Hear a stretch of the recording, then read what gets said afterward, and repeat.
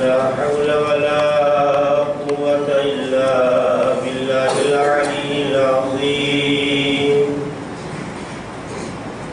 أعوذ بالله من الشيطان الرجيم. بسم الله الرحمن الرحيم. الحمد لله الذي أرسل رسوله بالهدى ودين الحق ليظهره على الدين كله ولو كره المشركون. الصلاة والسلام على سيدنا ونبينا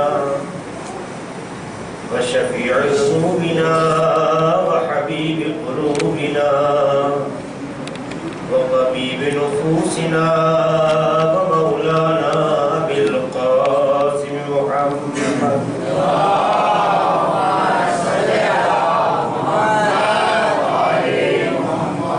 وعلى آل بيته الطيبين الطاهرين المعصومين المظلومين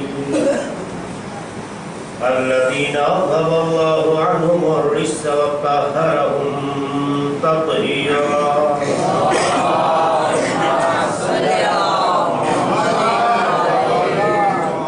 ولعنة الله على أعدائهم وغاصبي حقوقهم ومنكري فضائلهم أجمعين من ليلنا هذا إلى قيام يوم الدين. أما بعد، فقد قال الإمام الحسين بن علي عليهما السلام: إنما خرجت لطلب الإصلاح في أمة جدي، أريد أن آمر بالمعروف وأنهى عن المنكر وأسير بسيرة جدي وأبي علي بن أبي طالب.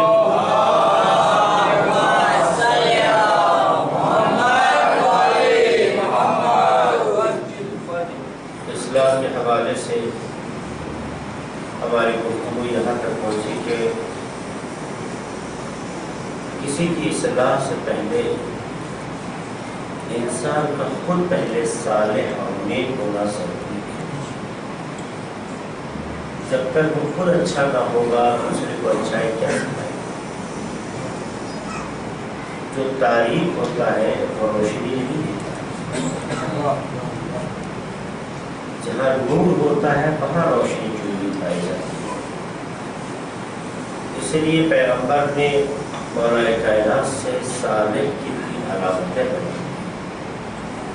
اگر کوئی انسان خود کو نیک سمجھتا ہے تو پہلے آئے خود کا اپنے بارگاہ کے سامنے ایک محاسبہ ہے، ایک تجزیہ ہے کہ واقعی وہ صالح اور نیک ہے یا نہیں.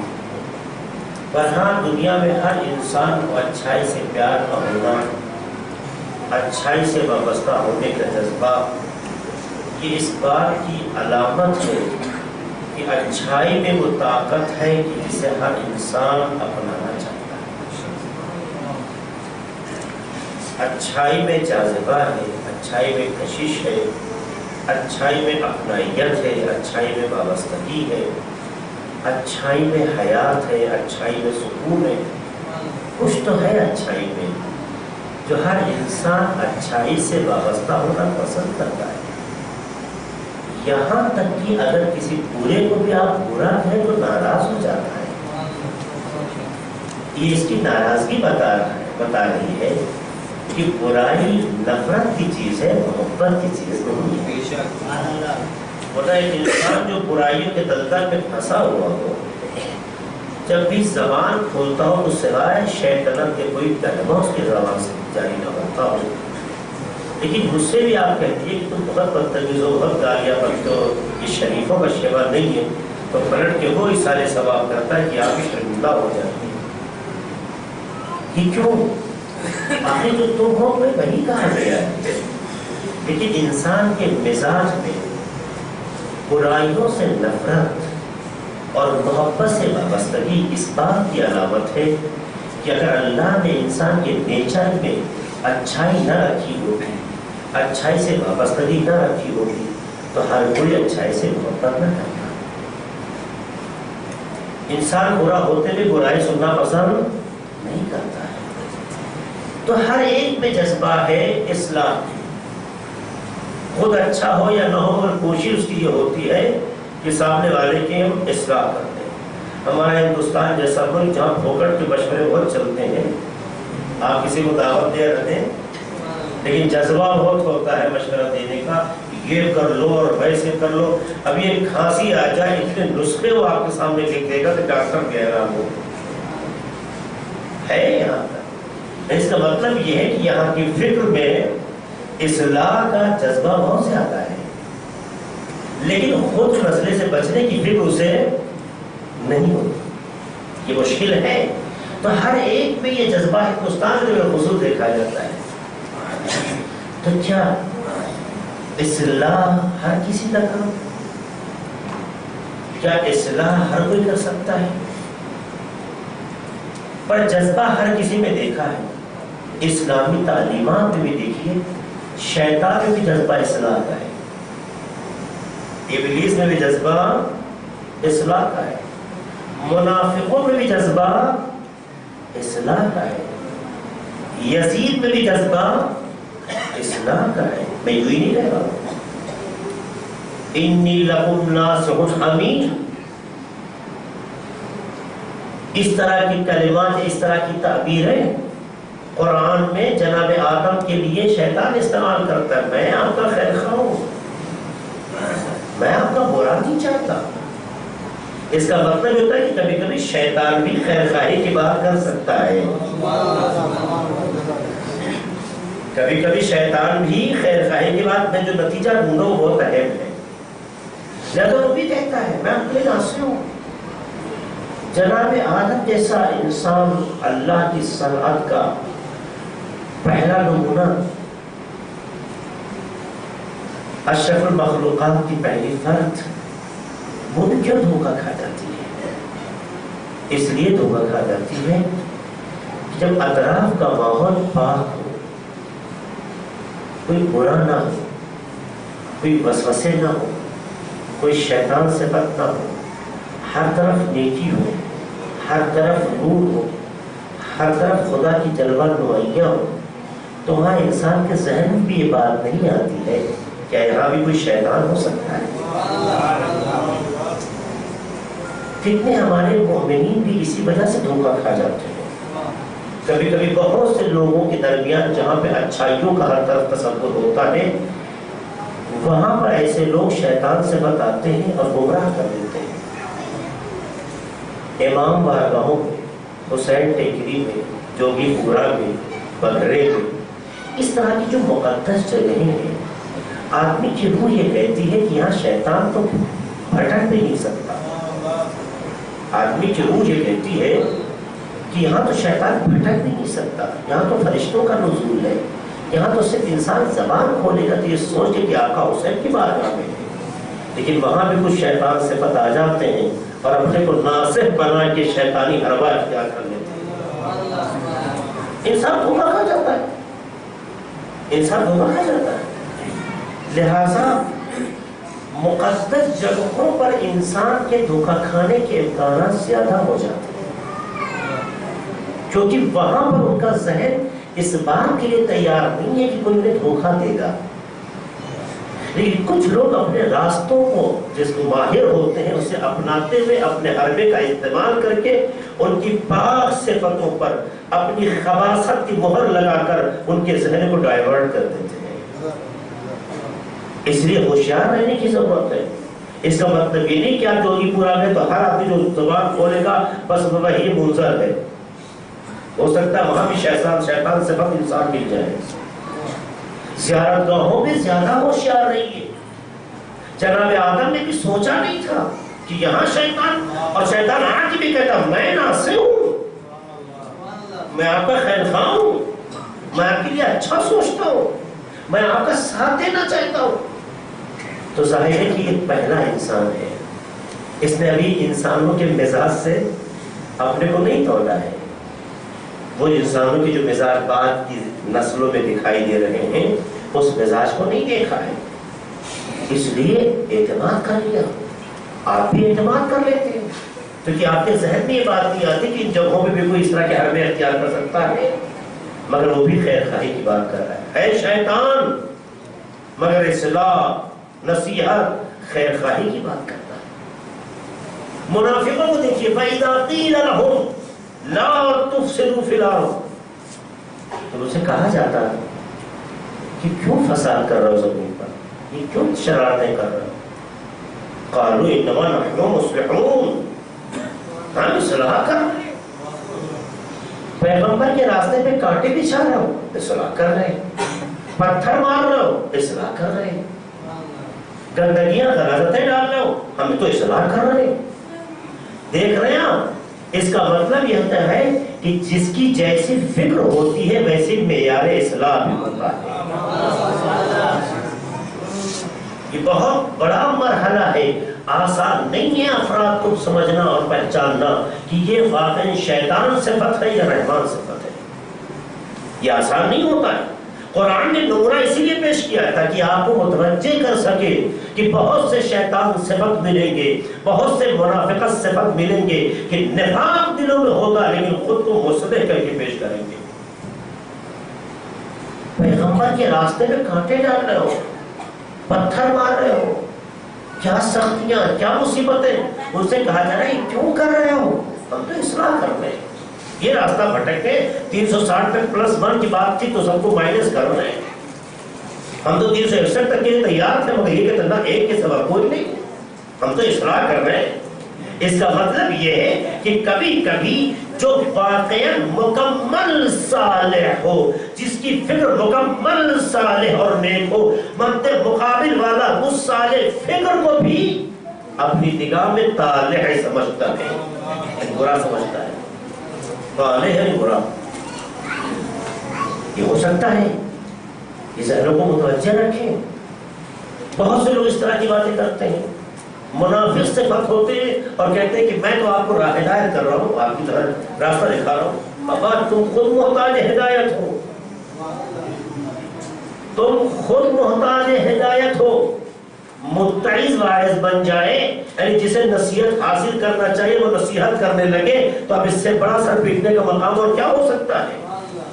جو خود قابل نصیحت ہو کسی کو نصیحت کرے اچھی بات نہیں ہے، مگر منافق نصیحت کر رہا ہے، اصلاح کی بات کر رہا ہے. یزید کو دیکھیے، یہ کیا کر رہے ہو؟ فرزند رسول ہے امام حسین، وارث پیغمبر ہے، نواز رسول ہے، فرزند علی و زہرا ہے. یہ تم کیا کر رہے ہو؟ نہیں حسین راستہ پٹک دے، میں اصلاح کرنا چاہتا ہوں. یزید کے کلمات کے پاس مواقع پر جب لوگوں نے اس کے سامنے کہا کیا کر رہے ہو تم؟ کام کو برا نہیں کر رہے، ہم تو راستے سے جو بھٹک گئے ان کی اصلاح کرنا چاہتے ہیں.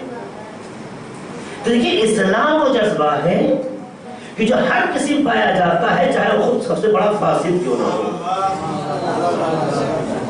یہ سمجھنا بہت ضروری ہے کہ کون واقعی صالح کرنے کو مصلح ہے، مصلح اصلاح کرنے والا، کون واقعی مصلح ہے اور کون شیطان صفت مصلح بن رہا ہے، کون منافق صفت مصلح بن رہا ہے، کون یزید صفت مصلح بن رہا ہے.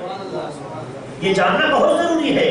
ہر دور میں اس طرح سے ذہنوں کو دھوکہ دینے والے رہے ہیں، چاہے وہ جناب آدم کا زمانہ ہو چاہے خاتم ان کے بعد کا زمانہ ہو، ہر زمانے میں ایسے لوگ رہے. اسی لیے دیکھیے معصوم کا جملہ ہے، امام علی علیہ السلام فرماتے ہیں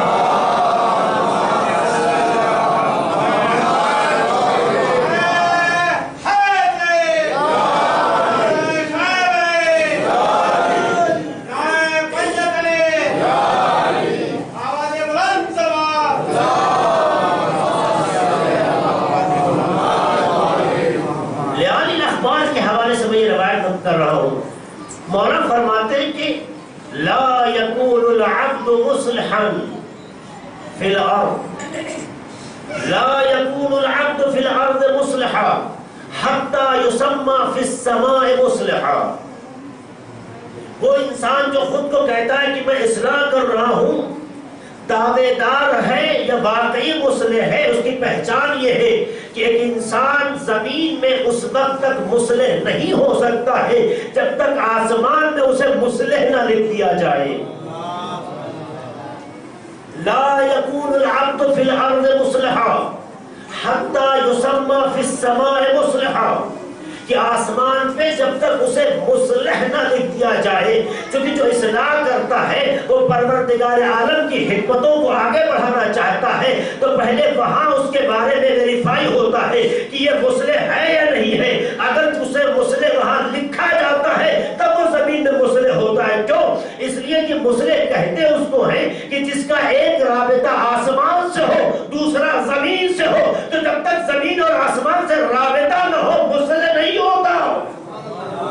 اب سمجھ میں آیا کہ امام نے کیوں کہا انما خرجت لطلب الاصلاح، میں اصلاح کے لیے نکلا ہوں۔ یہ کام وہی کرتا ہے جس کا ایک رابطہ آسمان سے ہو، دوسرا زمین سے ہو۔ امام حسین کہنا چاہتے ہیں میں وہ فرد وحید ہوں جس کا رابطہ آسمان سے بھی ہے، زمین سے بھی ہے۔ صلوات محمد علیہ محمد۔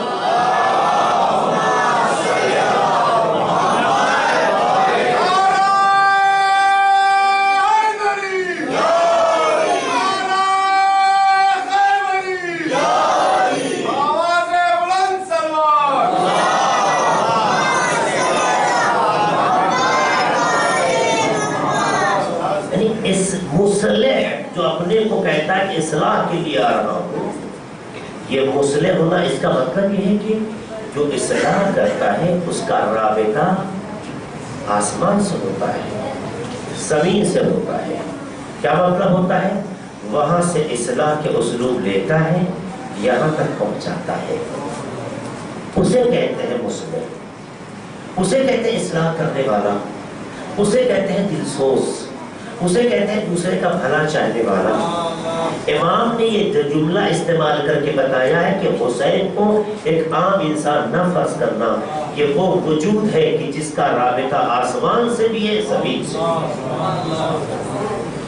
اور ظاہر الاصلاح کے لیے کسی کے مقابل آ رہا ہے تو جو سامنے والا ہے اس کا رابطہ نہ زمین سے ہے نہ آسمان سے ہے۔ تو ابلیس کا رابطہ کہاں سے آپ سوچیے، منافق کا رابطہ کہاں سے آپ سوچیے، یزید کا رابطہ کہاں سے سوچیے، وہ مصلح نہیں ہو سکتا، کیونکہ اسلام کا جذبہ اخلاص چاہتا ہے، پاکیزگی چاہتا ہے، طہارت فکر چاہتا ہے۔ جو کسی کے اندر سے برائی کو ختم کرنا چاہتا ہے اس کے لیے ضروری یہ ہے کہ اس کے اندر کوئی وائرس نہ پایا جاتا ہو، ضروری یہ ہے کہ خود اتنا صاف ہو کہ اگر سامنے والا اس کے خلاف میں، اس کے خلاف یا اس کی توہین میں کچھ کہہ دے تو اس کا وجود اس آئینے کی طرح ہو کہ جس پہ گرد آ جانے سے آئینے کا وقار مخدوش نہیں ہوتا ہے، جس پہ گرد آ جانے سے آئینے کا وقار مخدوش نہیں ہوتا ہے۔ یاد ہوگا، پتہ نہیں مجھے یاد نہیں کب کہا تھا یہ جملہ، لیکن کسی موقع پہ کہا ہے یہ جملہ کہ کیوں پیغمبر نے کہا مومن مومن کا بھائی ہے، کیوں پیغمبر نے کہا مومن مومن کا بھائی ہے، یا کیا کہا مومن مومن کا آئینہ ہے، المؤمن مرآت المؤمن، مومن مومن کا آئینہ ہے۔ کیوں کہا؟ کبھی غور کیا؟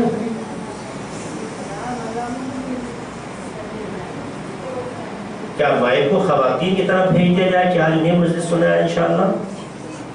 ایک سلام پڑھتے محمد علی محمد کا۔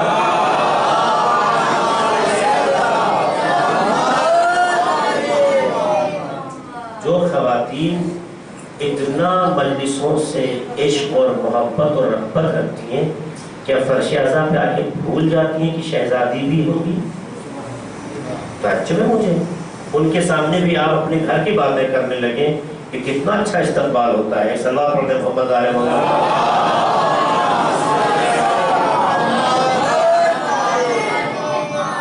پیغمبر فرمایا مومن مومن کا آئینہ ہے۔ کیا مطلب آئینے کا؟ آپ دقت کیجیے، آئینے سے جو تشبیہ دی ہے، آئینے سے جو یہ جملہ پیغمبر جو ہے مقام تشبیہ میں استعمال کرتے ہیں، کیا کہنا چاہتے ہیں؟ کہتے ہیں آئینے کی خوبی یہ ہوتی ہے کہ اگر کوئی انسان آئینے میں جو اپنا چہرہ دیکھتا ہے اور آئینے پہ گرد پڑی ہو، آئینے پہ غبار ہو، تو آدمی آئینے پہ پڑی گرد کی کسی سے شکایت نہیں کرتا۔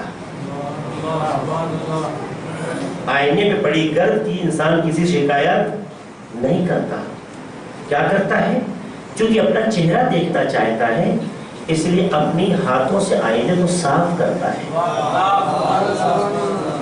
اور صاف جب کرتا ہے تو نفرت سے صاف نہیں کرتا، بہت ہی نزاکت کے ساتھ آئینے پہ ہاتھ پھیرتا ہے تاکہ اپنے چہرے کو آئینے میں دیکھ لے۔ کیا مطلب ہے؟ مطلب یہ ہے کہ اگر کسی مومن پہ گرد گناہ ہو، غبار گناہ ہو، تو اس کا علاج دوسروں سے نہیں کیا جاتا۔ جس محبت سے وہ غبار صاف کر کے کسی کو خبر نہیں دیا، اسی طرح سے اس کے بھی گرد گناہ کو ہٹانا چاہیے اور چہرہ دیکھ لینا چاہیے۔ بہت سی اس کی بجائے کہ میں موضوع سے دور ہو جاؤں، ایک اور اشارہ کر دوں، اور دوسری خوبی یہ ہے آئینے کی کہ یہ آئینہ، بہت سی چیزیں چھوڑ دے رہا ہوں، اگر یہ آئینہ ٹوٹ جائے، ٹوٹ کے بکھر جائے، تو ہر ٹکڑا پڑھ پڑھ کے آپ کو دکھانا چاہے گا، یعنی ٹوٹ کے بھی آپ کو چھپاتا نہیں ہے، ہر ٹکڑے میں آپ کو عیاں کرتا ہے۔ مومن مومن کا بھائی ہے، کیا مومن مومن کا آئینہ ہے؟ کیا مطلب ہے؟ اس کا مطلب یہ ہے کہ مومن وہ ہے کہ آخری لمحے حیات تک مومن سے نفرت اور بیزاری نہیں کرتا ہے، بلکہ اپنی آخری سانس تک اس کے وجود کے لیے آئینہ بننا چاہتا ہے۔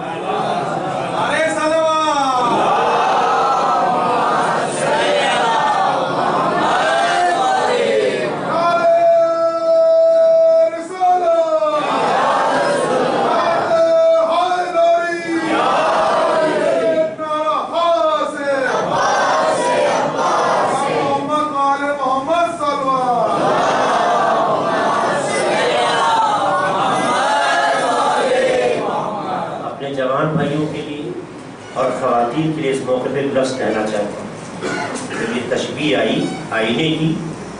دیکھیے اسلام نے کیا دستور بنایا ہے، کیا سسٹم بنایا ہے۔ کوئی بھی انسان جب آئینے کے سامنے آتا ہے تو کبھی یہ نہیں سوچتا ہے کہ فلانا بڑا خوبصورت ہے اور میں کچھ ہلکا ہوں۔ انسان کی نفسیات دیکھ رہے ہیں، کبھی بھی انسان جب آئینہ دیکھتا ہے تو کبھی اس کے ذہن میں یہ نہیں ہوتا کہ فلاں بڑا خوبصورت ہے اور میں کسی سے کچھ کم ہوں، بلکہ اپنے کو سنوارتا ہے، اپنے کو نکھارتا ہے، اپنے کو سجاتا ہے اور اپنے کو مرتب کرتا ہے۔ کیوں؟ اس لیے کہ اس کی فطرت کہیں سے بآواز دیتی ہے کہ اس چہرے کا خالق انسان نہیں ہے، خالق انسان ہے۔ تو یہ چہرہ کسی کا برا نہیں بناتا ہے، اس لیے لوگ اتنا آئینہ دیکھتے ہیں، اتنا گھور گھور کے دیکھتے ہیں۔ خواتین کو بھی دیکھیے، ہاں کہ اتنا آئینہ دیکھتے ہیں، کچھ مرد بھی جو خواتین صفت ہوتے ہیں وہ بھی اتنا آئینہ دیکھتے ہیں کہ آئینہ شاید تڑپ کے کہہ رہا ہوں بھائی اب تو بس کرو، دیکھتے نا۔ یعنی گویا آئینہ دیکھنے کا جذبہ ہر کسی کو ہوتا ہے، اور اسے دیکھ کر آدمی اپنے کو فوراً سنوارنے لگتا ہے، اپنے کو مرتب کرنے لگتا ہے کہ نہیں؟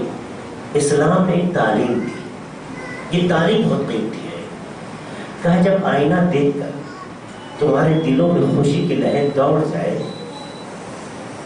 تمہیں یہ احساس ہو کہ تم بہت خوبصورت ہو، تم جیسا کوئی نہیں ہے، تو یہ دعا پڑھو، اللہم حسن خلقی کما حسن وجہی، کہ خدایا جس طرح سے میرے چہرے کو خوبصورت بنایا ہے، میرے کردار کو بھی خوبصورت بنایا۔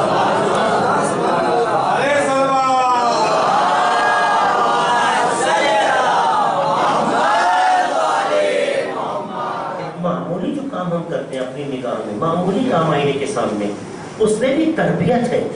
اللہم حسن خلقی کما حسن وجہی، خدایا جس طرح سے میرے چہرے کو خوبصورت بنایا، میرے کردار کو بھی خوبصورت بنا دے۔ یہ دعا کا عزیزوں، ایک دوسرے میں کمنٹ نہیں کرتا ہے وہ انسان جو کسی کی اصلاح کرتا ہے. تو یہ اگر آپ کمنٹ کر دیں گے تو وہ اس کی شخصیت کو خود کر دیں گے, توڑ دیں گے. کسی کو نیچا دکھا کے اونچا نہیں بنایا جا سکتا. کسی کو نیچا دکھا کر اونچا نہیں بنایا جا سکتا ہے. ہاں, نیچے ہونے کا احساس نہ دلا کر اونچا ہونے کا جذبہ پیدا کیا جا سکتا ہے. آپ اصلاح کرنے والے کی پہچان دیکھ لیجیے گا. جو انسان کی توہین کرے, جو اسے ذلیل کرے, جو اسے رسوا کرے, جو اسے نیچا دکھائے, سمجھ لیجیے گا کہ اس کے دل میں آپ کے لیے درد نہیں ہے. اگر درد ہوتا تو حسین ابن علی کی طرح کام کرتا کہ حسین ابن علی نے بھی ذلیل انسانوں کو بھی ذلیل نہ کہہ کر انہیں ایک حسین انسان بنانے کی کوشش کی, اور ایسا عزیز بنایا کہ اگر کل جب ماضی ان کا کچھ بھی رہا ہو مگر حسین کے آواز پر جب لبیک کہتا ہے تو اتنا عزیز بن جاتا ہے کہ دنیا بھی سلام کرتی ہے, آخرت کے لوگ بھی سلام کرتے ہیں. ایسا نہیں ہے. تو اصلاح کرنے والا دل سوز پاک ہونا چاہیے. جب تک وہ پاک نہیں ہوگا پاک جذبے سے اصلاح نہیں کر سکتا. جب تک وہ اچھا نہیں ہوگا اچھی بات نہیں کر سکتا. آیا ہے اگر برائیوں کو ختم کرنے کے لیے تو خود میں برائیاں نہیں ہونی چاہیے. اگر یہ بات ہے تب اصلاح ہوتی ہے. صلوات پڑھیں محمد علیہ محمد پر.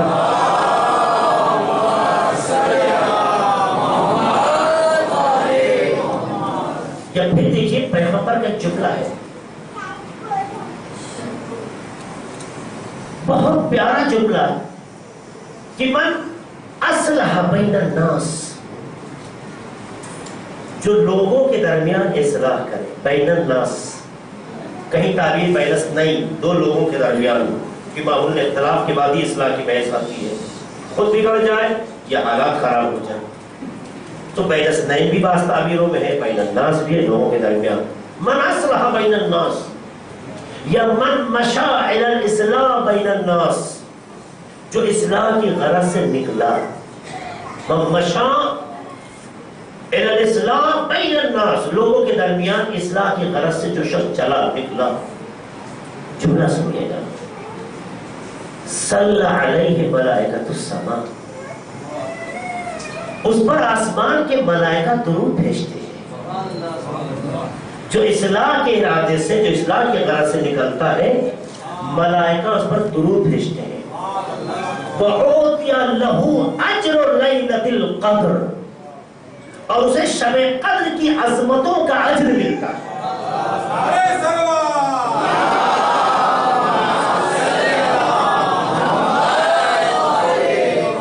یعنی ماہ مبارک رمضان میں چاند رات سے لے کر 19 تک جو انسان اپنے نفس کی اصلاح کرتا ہے, پاک غذائیں کھاتا ہے, مشکوک غذاؤں سے بچتا ہے, اذان صبح سے لے کے اذان مغرب تک خدا کا پہرا ہوتا ہے, رزق ہوتے ہوئے کھا سکتا ہے مگر خدا کی محبت میں ہاتھ نہیں لگاتا ہے. یہ بتا رہا ہے کہ آج ہماری عقل اس منزل پہ ہے جو نفس پہ غالب ہو چکی ہے. یعنی آج ہمارے وجود پر خدا کا پہرا آ چکا ہے. یعنی یہ انسان جس بات کا ثبوت دیتا ہے اس کے بعد خدا برکت کی شکل میں شب قدر دیتا ہے.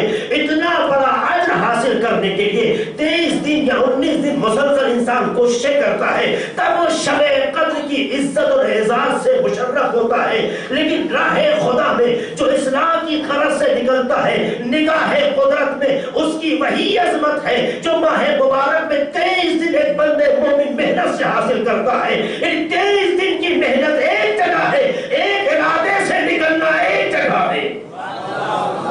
محسوس کیجیے, اوتیا لہو اجر لیلۃ القدر, اسے شب قدر کا اجر دیا جاتا ہے. تو جو اصلاح کے لیے نکلتا ہے وہ کون ہوتا ہے؟ وہ ایسا ہوتا ہے جس پہ ملائکہ درود بھیجیں, وہ ایسا ہوتا ہے کہ جسے شب قدر کا اجر دیا جائے. تو امام حسین کس لیے نکلے تھے؟ انما خرجت لطلب الاصلاح فی امت جدی, میں اپنے نانا کی امت کی اصلاح کے لیے نکلا ہوں. کیا مطلب؟ یعنی ہر قدم امام حسین پہ فرشتے درود بھیج رہے ہیں, امام کے ہر قدم پہ شب قدر کا اجر مل رہا ہے.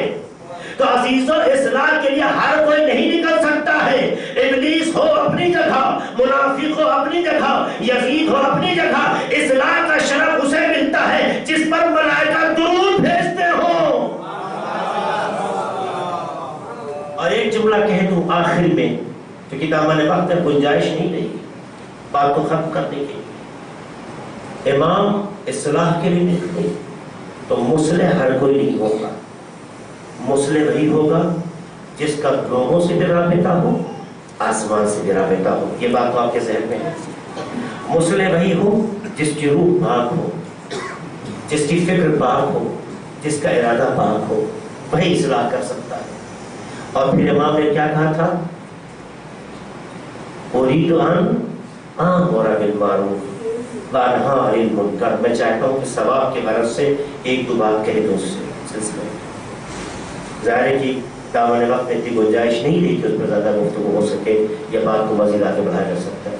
میں واقعہ نہیں سنانا چاہتا ہوں، ایک حدیث آپ کے سامنے رکھنا چاہتا ہوں۔ امام نے کہا کہ میں اصلاح کے لیے نکلا، اور پہلے نکلے مدینے سے کربلا کے لیے۔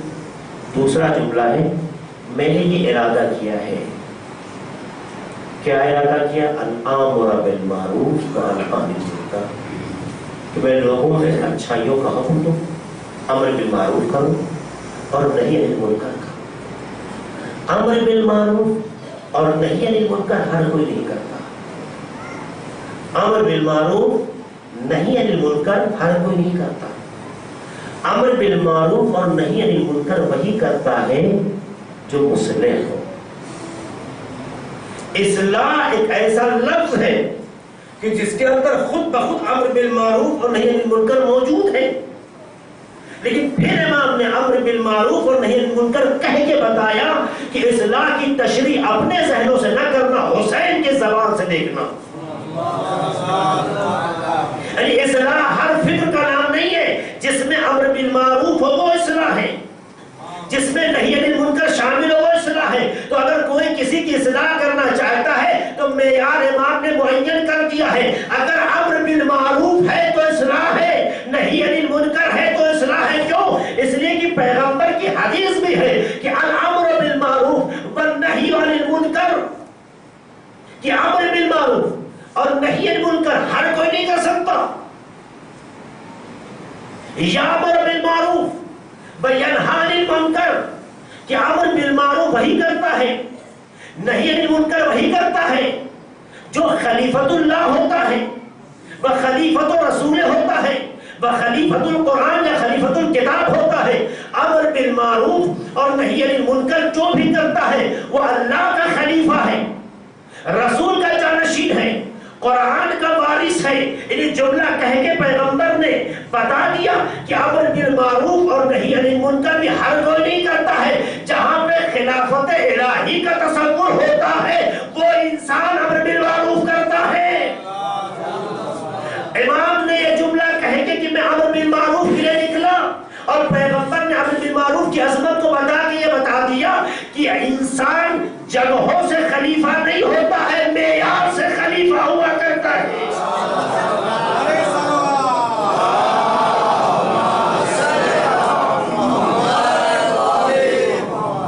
خلیفۃ اللہ وہ نہیں ہے کہ جو مسند پہ بیٹھا ہو، خلیفۃ رسول اللہ وہ نہیں ہے کہ جو یہ دعویٰ کرتا ہو کہ میں مسند رسول میں بیٹھ گیا ہوں۔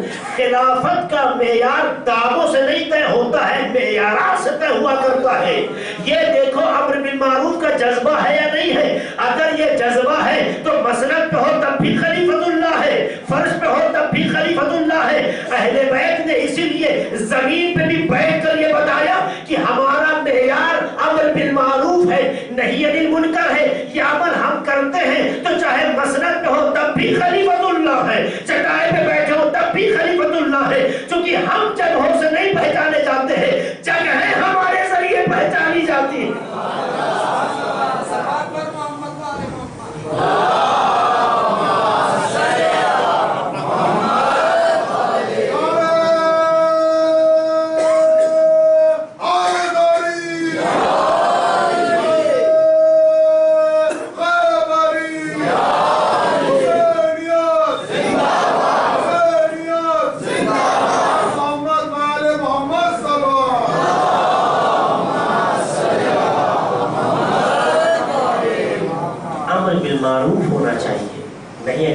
نفرت ہونا چاہیے، دل پاک ہونا چاہیے، جذبہ قوی ہونا چاہیے. سامنے والا ممکن ہے کہ آپ کی پسند کے خلاف ہو، لیکن آپ کے جذبے میں اس کے لیے نفرت نہیں ہونا چاہیے، تبھی وہ مصلح ہوتا ہے. اور امام حسین علیہ السلام کربلا کے سفر میں مکمل اس فکر اور ان صفتوں کے پابند ہیں. آپ دیکھیے سامنے والا راستہ روک رہا ہے، پر امام کا رویہ اخلاقی اور شرافت انسانی سے خارج نہیں ہے. اقدار جو ہو، اقدار اخلاقی یا شرافت انسانی، اس سے امام کا طریقہ خارج نہیں ہوتا ہے. یہی وجہ ہے کہ سامنے والا مخالف ہے، راستہ روکنے کے لیے آیا ہے، لیکن جب سامنے والے کا رد عمل دیکھتا ہے تو اتنا متاثر ہو جاتا ہے کہ پیچھے نماز پڑھنے لگتا ہے. یہ معمولی بات نہیں ہے، پیچھے نماز پڑھنے لگتا ہے. کیوں؟ دیکھ رہا ہے کہ یہ تو ایک عجیب انسان ہے. بھائی ہم راستہ روکتے ہیں، یہ نفرت کا مظاہرہ نہیں کرتے ہیں، پیاس کا احساس کر کے حکم دیتے ہیں سب کو پانی پلا دیا جائے، یہاں تک کہ جانوروں کو بھی پانی پلا دیتے ہیں. کسی بھی ایسے عمل کا جواب حسین علیہ السلام نے اس طرح نہیں دیا جو عام دنیا میں تصور ہے کسی چیز کے رد عمل کا. سامنے والے کے پاس جو ہے وہ پیش کر رہا ہے، حسین کے پاس جو ہے وہ پیش کر رہے ہیں. اس لیے امام کے عمل سے دشمن متاثر ہو رہے ہیں. ورنہ ہمارے آپ کے درمیان دیکھیے تھوڑا سا بھی ہمارے مزاج کے خلاف ہو جاتا ہے، پیش نماز تو عدالت ختم ہو جاتی ہے. پیش نماز غریب، اس کی عدالت تو بس ہمارے جیب میں ہے. تھوڑا سا ہمارے مزاج کے خلاف ہوا، اس کی عدالت گئی ہے کہ نہیں. یہاں تو معیار الگ الگ ہیں، راستے الگ الگ ہیں، مزاج کی بات ہی نہیں ہے. ان کا اپنا راستہ ہے، ان کا اپنا راستہ ہے، لیکن اس کے باوجود بھی ان کے پیچھے نماز پڑھی جا رہی ہے. محسوس کر رہے ہیں آپ؟ یہ کوئی معمولی بات نہیں ہے. اس کا مطلب ہے کہ جو مصلح ہوتا ہے اس میں جاذبہ ہوتا ہے، اس میں کشش ہوتی ہے. دشمن چاہے سامنے دشمن ہو، لیکن ہم دشمن نہیں ہیں. اس لیے مولانا حسین علیہ السلام نے آخری لمحات زندگی تک یہ کوشش کی ہے کہ لوگوں کی اصلاح ہو جائے. ورنہ اگر بات آ جائے اپنوں پر تو اس کے بعد جذبہ کچھ اور کہتا ہے. آپ لاکھ کسی کے لیے اچھا سوچتے ہو، لاکھ یہ جذبہ لے کے نکلے ہو کہ لوگوں کی اصلاح کریں گے، لوگوں کی خیر خواہی چاہتے ہیں، لوگوں کا برا نہیں چاہتے ہیں، لیکن آپ کے جوان کو کوئی مار دے تو پھر آپ سب کو بھول جائیں گے. آپ کے بھتیجے کو کوئی پامال کرتے تو پھر یہ جذبہ ہلکا پڑ جائے گا. آپ کے کوئی بھانجوں کے ساتھ اس طرح کا رویہ اختیار کرے جو کربلا میں امام حسین کے بھانجوں کے ساتھ ہوا تو جذبہ مان پڑ جائے گا. کتنا بڑا قوی جذبہ کیوں نہ ہو، پہاڑ دل بن جائے، آپ کچھ بھی سوچ لیں، کتنا مضبوط کر لیں، لیکن جب اپنے گھر کے بچوں اور جوانوں اور شہزادوں کو اس بے رحمی کے ساتھ جاگتے ہوئے، اس بے رحمی کے ساتھ شہید ہوتے ہوئے دیکھیں گے تو سارے راستے آپ بھول جائیں گے اور ایک انتقامی جذبہ پیدا ہو جائے گا. لیکن سلام و حسین غریب پر، سلام و حسین مظلوم پر، کہ کربلا میں ساری شہادتوں کو دیکھنے کے باوجود بھی جو اصلاح کا جذبہ ہے حسین کا کہیں کمزور نہیں ہے. اس لمحے کے بعد بھی کہ جہاں علی اصغر جیسے بچے کو ہاتھ میں شہید ہوتے دیکھا ہو، ایک لمحہ آتا ہے آگے کہتے ہیں بتاؤ کیا میرے دوش پہ رسول کی ہوا نہیں ہے، میرے سر پہ رسول کا ہمامہ نہیں ہے. یہ جملہ کہیں گے اتمام حجت کر رہے ہیں، یہ بتانا چاہتے ہیں دنیا میں ایسا مصلح نہیں ملے گا جہاں اس کے جوان کو بھی مار دیا جائے اور اس کے ششماہے کو ہاتھوں پہ شہید کر دیا جائے، اس کے بعد بھی تمہاری خیرکاری کا جذبہ ہے. سلام حسین تیرے جذبے پر، سلام آقا آپ کے جذبے محبت پر کہ اس کے باوجود بھی شمر کا جملہ ہے کہ جب میں سینے پہ سوار تھا اور میں گردن کو جدا کرنا چاہتا رہتا تھا تو میں نے دیکھا حسین کے لب جنبش میں تھے. میں سمجھا شاید بد دعا کر رہے ہو, لیکن ان کے لبوں میں جملہ تھا خدایا یہ ہماری معرفت نہیں رکھتے, خدایا یہ تیرا کیسا بندہ ہے. ارے جہاں سارا تن میں جدائی ہو رہی ہے مگر پھر بھی وہ مقصد جو لے کے چلے پیچھے وہ حسین ہے. کتنا جذبہ حسین ابن علی میں, مرتے دم تک کہیں بھی جذبہ انتقام نہیں ہے. ہر جگہ حسین وارث پیغمبر بن کے کام کر رہے. اے عزادارو, یہ دن یہ ایام کل کی تحریر جو شب کی مناسبت سے تھی اور آج روز کے اعتبار سے جناب سکینہ کی شہادت کے حوالے سے تھی. اس بچی کے لیے جتنا بھی تذکرہ ہو کم ہے عزادارو, جتنا بھی ان کا بیان ہو کم ہے. یہ بچی کربلا میں بہت تڑپی ہے, یہ بچی کربلا میں بہت روئی ہے. یہ بچی کبھی بابا کی جدائی, کبھی چچا کی جدائی, کبھی چھوٹے بھائی علی اصغر کی جدائی. یہ بچی بہت روئی ہے, بہت روئی ہے. بہت اس بچی میں ترس کھانا چاہیے تھا مگر کوئی ترس کھانے والا نہیں ہے, بلکہ یہ دیکھا جاتا تماچے لگا کے آگے بڑھتا. یہ بچی اتنا روتی رہی ہے کہ زندان شام میں جب یہ بچی آ جاتی ہے, اور زندان شام کے بارے میں امام سجاد فرماتے ہیں اپنے ایک صحابی نعمان سے کہ نعمان ہمیں ایسے قید خانے میں رکھا گیا کہ جن کے کمروں کے حوالے سے اگر بات کی جائے تو ان پہ کوئی چھت نہ تھی. ارے دن میں دھوپ, رات میں اوس, ارے یہ حال کہاں غریب ہوگا کہتا.